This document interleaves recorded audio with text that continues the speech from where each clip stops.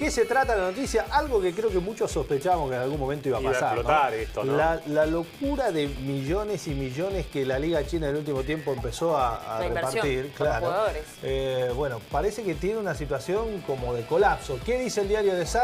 Que la Superliga China tiene 13 de sus mejores equipos que podrían ser expulsados la próxima temporada por un problema económico. ¿Cuál es el problema? No cumplen con los salarios que tienen que pagar, no están al día con los salarios, lo que es una condición indispensable en la Superliga China. Claro, sí. Y entre esos equipos nombra al Shanghái Shenhua, al equipo de Carlos Tevez, entre esos 3 equipos que tienen hasta el 15 de agosto para ponerse al día con el tema contractual, con el tema de los pagos de los salarios, porque si no le revocan de alguna forma la ficha que tienen para la próxima temporada. Porque hay una deuda de los clubes con la Liga. Claro. También. Sí. Directamente. La Liga funciona así. Digamos, los clubes tienen que...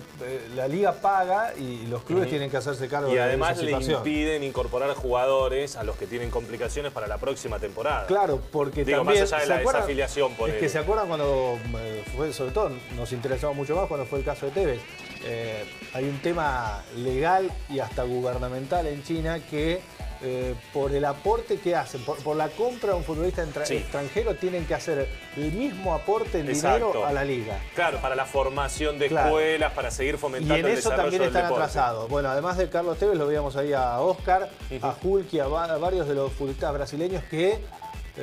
Claro, que en su momento fueron transferidos y llegaron y salían cifras astronómicas y que hoy tiene esa consecuencia, ¿no? Al no poder, en principio, por lo que informa el diario inglés, afrontar estos Habrá que ver si es inconvenientes. únicamente una advertencia para que paguen y tal vez aparece el dinero y se resuelve, o realmente puede tener consecuencias tales como que varios de sus equipos no puedan jugar la próxima temporada en la Liga.